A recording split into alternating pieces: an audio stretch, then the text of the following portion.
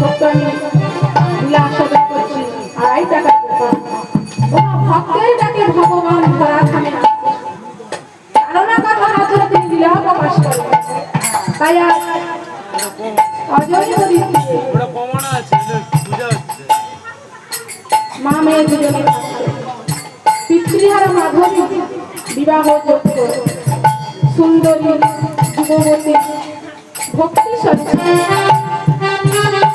পিতৃহারা মাধবীর ইচ্ছা ছিল তিনি গোপাল পূজা করবেন। মা সাথে সব দিনই মহিলা করতে ও মা আমাকে একটা গোপাল ছেড়ে দাও না।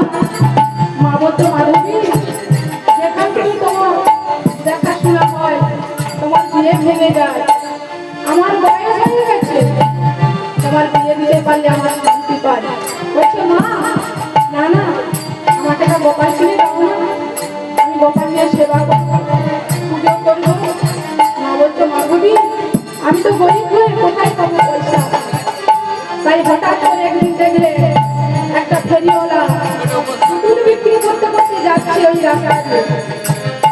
ফেরিওয়ালা ডাক দিচ্ছে পুতুল নেবে গো পুতুল পুতুল নেবে গো পুতুল নেবে গো আমার এই ছোট্ট ঝুড়ি এতে রাম রাম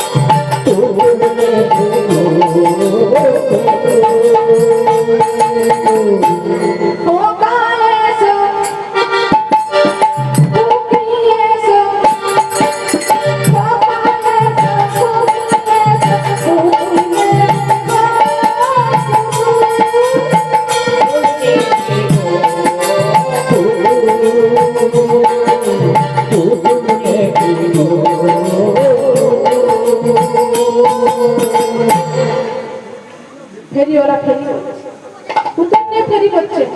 মাধবীর কাছে সেই ডাক পৌঁছে যাচ্ছে মা ওই তো ফেরিওয়ালা যাচ্ছে, আমার একটা পুতুল কিনে দাও না। ছেলে মেয়েরা সব ঘিরে পুতুলওয়ালাকে ঘিরে রয়েছে। মাধবীর মা কি করলেন ঘরে বলে পুতুল কিনতে তো পয়সা লাগবে বাবা, এমনি কেউ দেবে? তাই মাধবীর মা গোটাবার খুঁজে খুঁজে কি করলেন গো 2.5 টাকা পেলেন। ছুটতে ছুটতে যাচ্ছে ও ফেরিওয়ালা ফেরিওয়ালা একটু দাঁড়াও না, কি করবে গো আমাকে একটা গোপাল দেবে? বলছে তুমি গোপাল নিয়ে বসে কি করবে? আমি না গো আমি না, আমার মেয়ে গোপাল পূজা করবে। আর ফেরিওয়ালার কাছে থাকতে একটা ছোট্ট পিতলের গোপাল। তিনিও দেখছেন তিনি সংসারী নয়, যে গোপালকে আমি কারো কাছে গচ্ছিত রেখে গেলে আমি মরেও শান্তি পাবো। তাই ফেরিওয়ালা তার মনের মতো ভক্ত খুঁজে পেয়ে কারো কাছে তিনি গোপাল দিচ্ছে। যখন পূর্ণিমা আসছে বলছে তোমার তো অনেক বয়স হয়ে গেছে, তুমি এই বয়সে গোপাল নিয়ে কি করবে? বলছে আমি না আমার মেয়ে পুজো করবে। তোমার মেয়ে তুমি ডাকো না। বলছে মাধবী তুমি এসো, এই ফেরিওয়ালার কাছে গোপাল আছে। মাধবী ছুটতে ছুটতে ফেরিওয়ালা দেখে বলছে তুমি গোপাল এত সুন্দর ভালোবাসো, তুমি গোপালকে সেবা দিতে পারবে? হ্যাঁ আমি পারবো। তাই ফেরিওয়ালা তার কপালটাকে বিচার করে বলছে ও মা আমরা অনেকে বলি না তোমার কপালটা খুব সুন্দর। বলছে নিজ কপালই চিরন্তন, তুমিই পারবে গোপালকে সেবা করতে, আমি তোমার হাতে গোপাল তুলে দিয়ে যাবো। তাই ফেরিওয়ালা বলছে কপাল দেখে ভাগ্য চেনা যায়,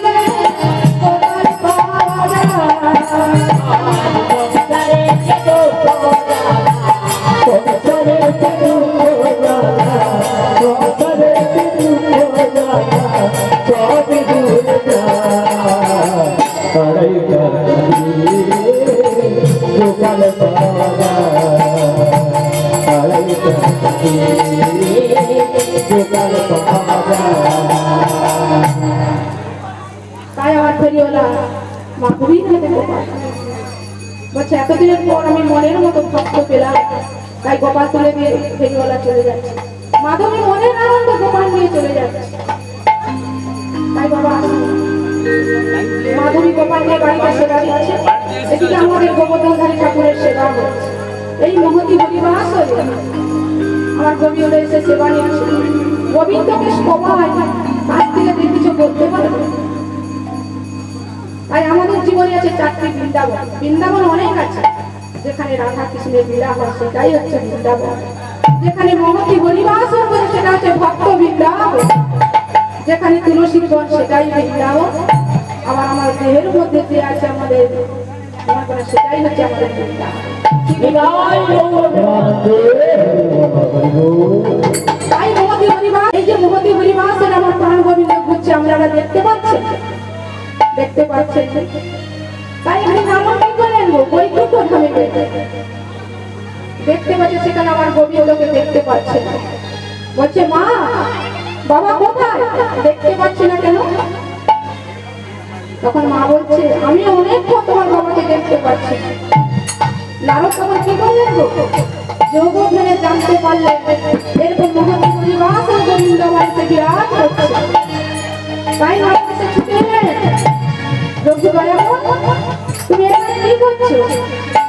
বলছে না ভক্তি আমি বৈকুণ্ঠ, যোগীরা হৃদয়ে না মদ ভক্তরা যত গায়ে তত্র দৃষ্টি আমি নারদ।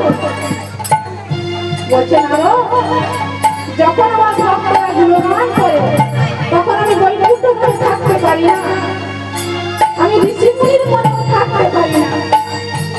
তখন আমি কোথায় থাকি? আমার ভক্তদের মাঝে আমি বিরাজ করছি। তাই তুমি এখানে বলছে পরবর্তী ভক্ত আমার মাতা পিতা, ভক্ত আমার গুরু, ভক্ত আমার নাম রেখেছে বাঞ্ছা কল্পনা। আমি ভক্তের মতো অভক্তের নয়, তারা আমাকে ভক্তি করে ডাকে, আমি তাদেরই ভাব। তাই বলুন মাধবী সুন্দর করে গোপন পূজা করি। আমরা ভগবানকে কে কে কাছ থেকে দেখেছি সেটাই বলবো। ওমা কুরুক্ষেত্রে যুদ্ধ হয়েছিল, সেখানে সব থেকে সামনে থেকে গোবিন্দকে কে দেখেছিল বাবা? দুর্যোধন। গোবিন্দকে চিনতে পারলেন না, আর সব থেকে কাছ থেকে বাবা কংস দেখেছিল, ভাগনাকে দেখেও সে চিনতে পারল।